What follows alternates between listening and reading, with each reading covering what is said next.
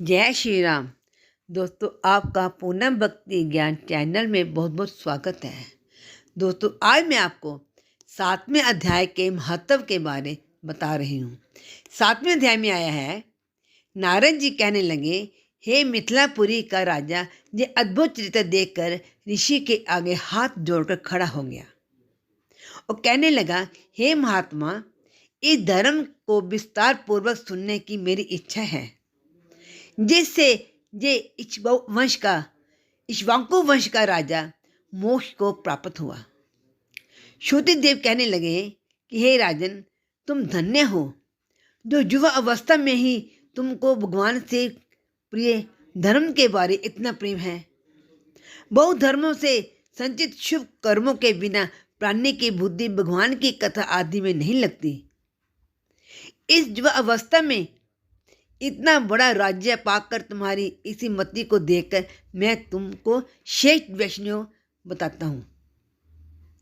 इसलिए मैं ये श्रेष्ठ वैष्णव धर्म तुमसे कहता हूँ, जिसके श्रवण मात्र से प्राणी जन्म मरण के बंधन से छूट जाता है।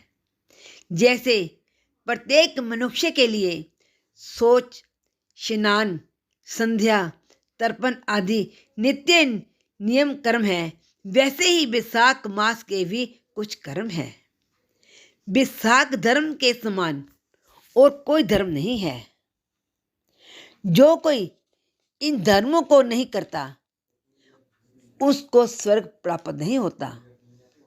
जैसे विन राजा की प्रजा उपद्रवों से नष्ट हो जाती है, विशाख मास के धर्म जैसे जल का घड़ा देना, प्याऊ लगाना, मार्ग में छाया करना, जूता, खड़ाओं, छतरी आदि पंखा का दान करना, श्रम को दूर करने वाले गोरस का दान, बावली, कुआं, तालाब तथा धर्मशाला आदि बनवाना, नारियल, ईख, कपूर और कस्तूरी आदि दान देना, चंदन आदि सुगंधित द्रव्य, शैया, खाट, आम और दूसरे फल, पुष्प सायंकाल समय, शर्वर पूर्णिमा के दिन सब तरह के अन्न का दान करना, चैत्र की अमावस्या को करील का दान करना, सूर्य उदय से पहले प्रतिदिन स्नान करना, भगवान का पूजन करना, कथा सुनना, गौं को घास डालना, ब्राह्मणों के चरण धोना, गुड़, सौंठ, आंवले का दान, यात्रियों की सेवा। जो स्त्री विशाख मास में भगवान की पूजा फूलों से नहीं करती, उसके पुत्र का सुख नहीं होता, उसका पति और आयु भी नष्ट हो जाते हैं। इस मास में भगवान विष्णु, लक्ष्मी और अपने पार्षदों के साथ इस धरती पर लोगों के घरों में जाकर उनकी परीक्षा करते हैं।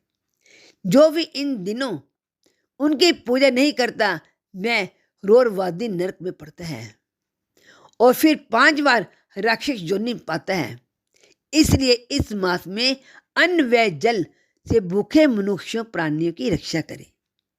यह था श्री विशाख मास महत्व का 7वां अध्याय। दोस्तों, जो इस वीडियो सुन रहे हैं उसका बहुत बहुत धन्यवाद। जिन्होंने अब तक सब्सक्राइब नहीं किया वो सब्सक्राइब करें, लाइक करें, शेयर करें, कमेंट्स में जय श्री राम जो लिखें।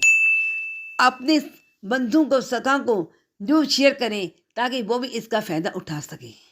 जय श्री राम, जय श्री राम। स्वस्थ रहो, मस्त रहो।